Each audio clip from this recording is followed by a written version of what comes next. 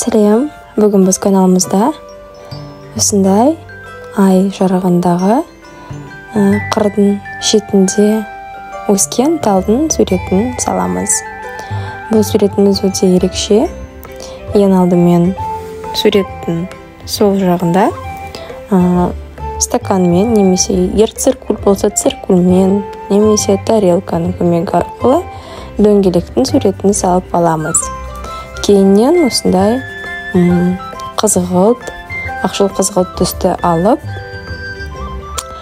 астыңғы қағазымыздың ең төменгі бөлімін бояп шығамыз.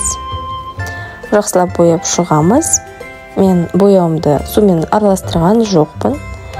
Егерде бояуыңыз қою болса, әрине су қосасыздар, ал егерде менікіндей қою болмаса, онда су қосудың қажеті жоқ.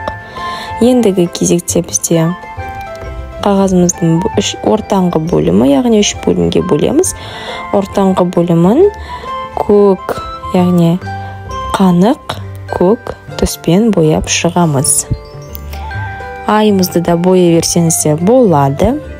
Кейінірек айды ақ түсті гуашьпен толтырып бояп шығамыз.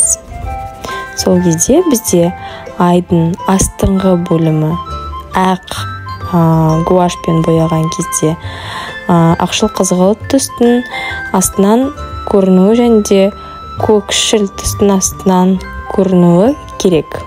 Сол кезде сурет басқаша, өзгеше болып шығады.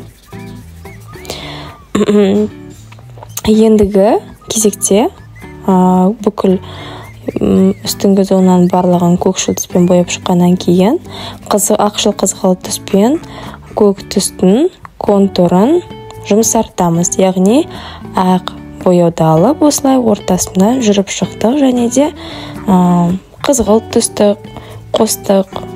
Одан кейін қазір көк түсті қосамыз. Яғни өзіңіз суретке қараған кезде көзге көрінеді қай түсті қай жерде қосу керек екенін. Яғни мына жерде қызғылт түс ақшылдау болып кетті. Оған тағы да қосамын әлі қызғылт түсті.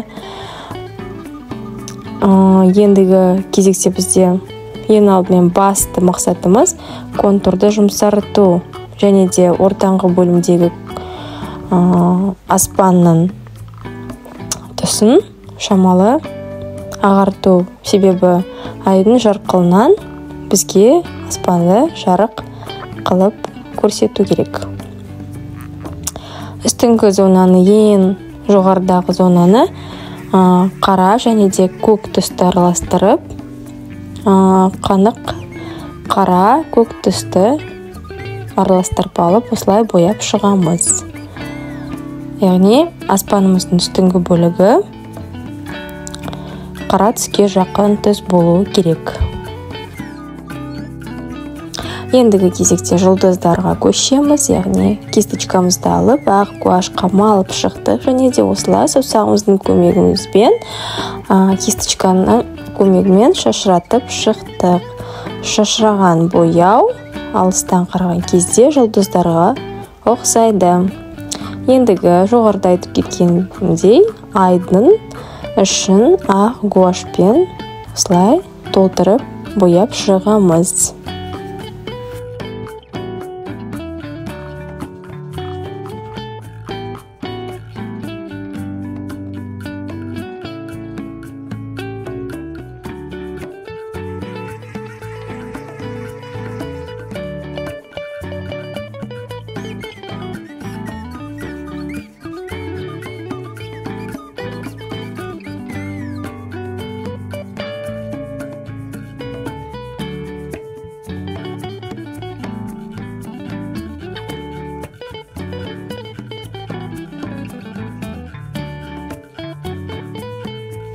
Айымызды бояп біттік. Енді қара түсті гуашьты алып, кисточкамен осындай қырдың, бөгеттің суретін саламыз.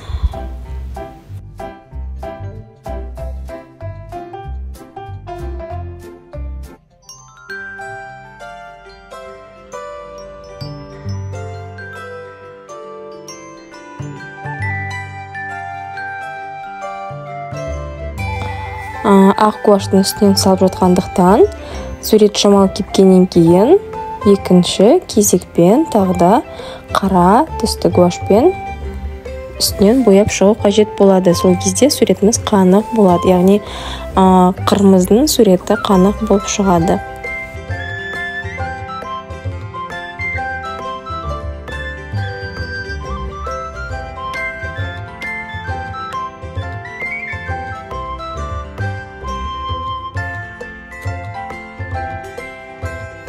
Ендігі кезекте бізде талдың суреті.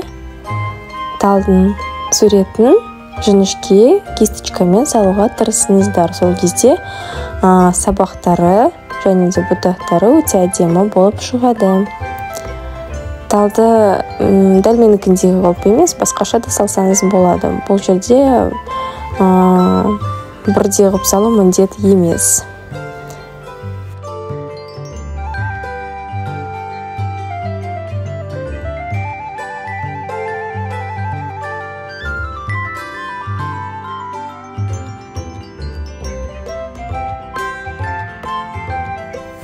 Талдың сабақтарын саламыз. Менде 3 талдың сабағы болады.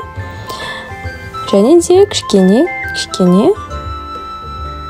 жіңішке одан тараған саптары болады.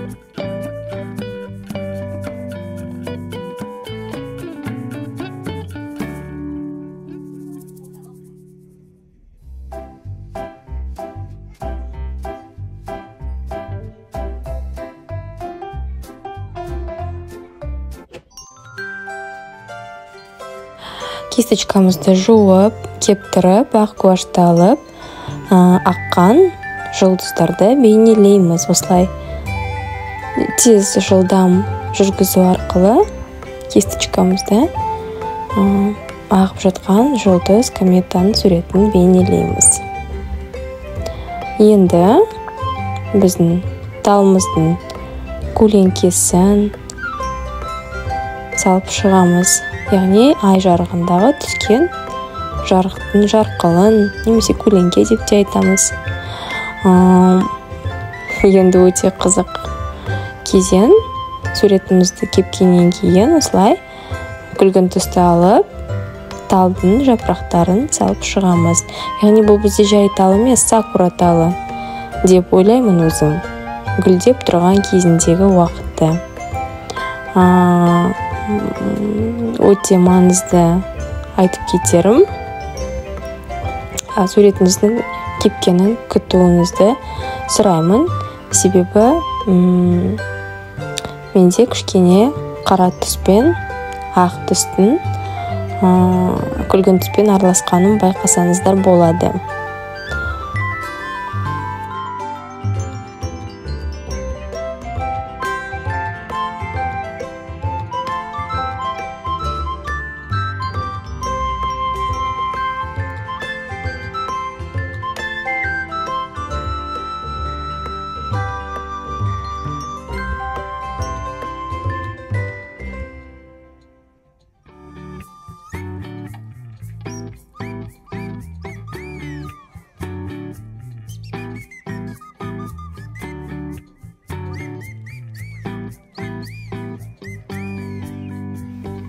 Енді кішкентай элементтер қалды суреттің, яғни талдың бойынан ілініп тұрған осындай бұйра мұртшаларын саламыз.